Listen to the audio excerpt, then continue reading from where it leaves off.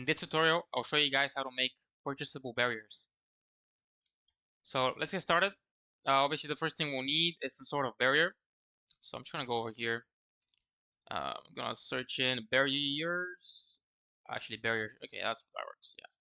So I'm just gonna plop this down right here.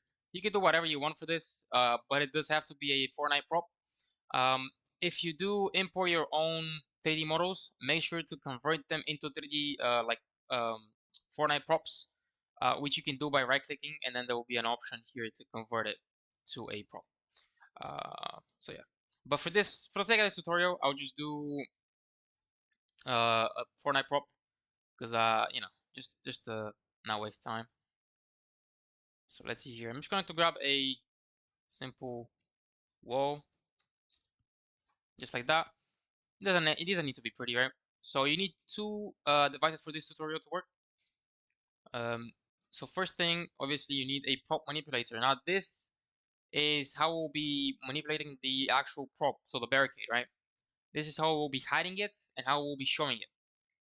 So I'm just going to do these settings real quick.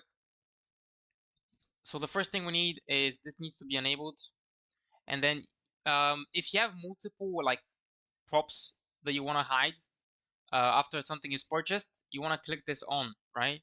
So then everything in this zone will get, applied. But for me, I don't need this. I'm just gonna keep it as is. I'm just gonna make sure it's actually on the prop, just like that, and then that's good. I'm gonna make this invulnerable so it can be damaged.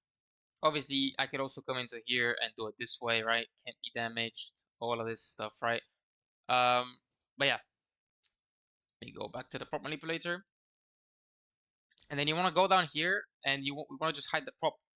Now, the way we'll be hiding the prop is through the conditional buttons. So this button will just check if the player has enough gold. If they do, then they'll spend it and it will hide the barricade or whatever prop you have. Right? So I'm gonna go up here and I'm gonna start going through all of these down. Allow interaction, yes. You can do whatever you want. You can do 1 or whatever. If you don't want people to spam it, I'm just going to do 0.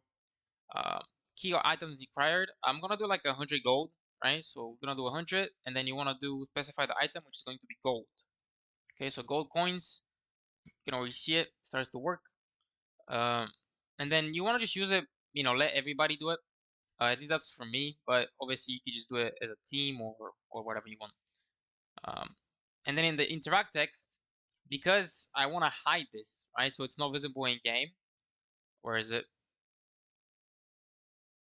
You see visible in game? I'm just going to turn this off. I'm going to set it to no.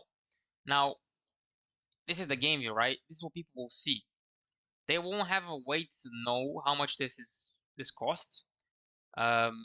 So what I'm going to do is I'm just going to do $100, and then I'm going to do $100. Now, obviously, this is gold coins, right? I'm just using the dollar sign. And what you can do is the following. Okay, so you can do this, right? If the person has enough gold, then it's going to say $100 and then the tick. So basically, yes, you have enough, you can buy this. If not, it's going to say that you don't have enough, right? So it's going to do the X. So this is a pretty good way and a pretty easy way to let the person know how much it's worth. And, these emojis add a bit more. I guess it just makes it easier for the person, right? The player. What you could also do is you could get a plane, right, from one of the shapes right here. Get a plane, and then put a material on it, right? It could be any texture you want, and just put an image, right, of like 100 gold coins, right? Obviously, you can make that in Photoshop or whatever other photo editing software you have. So I'm gonna go down, and then this is not gonna be visible either way, so I'm not gonna do that. Let's just go down. I'm not gonna show the keycard directions, nor would I be, activating it by sequencers. So I'm gonna remove that, and then we're all good to go.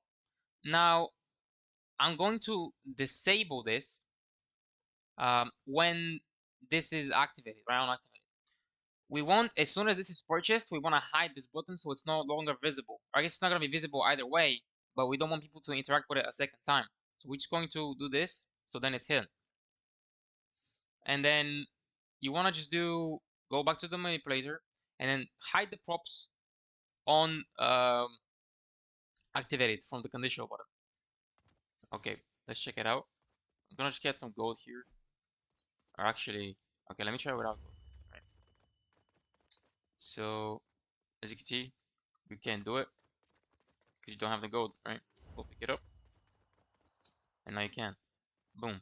Now obviously, you can make an animation where this either like, I guess maybe explodes or maybe like, I don't know, goes in the floor or something like that.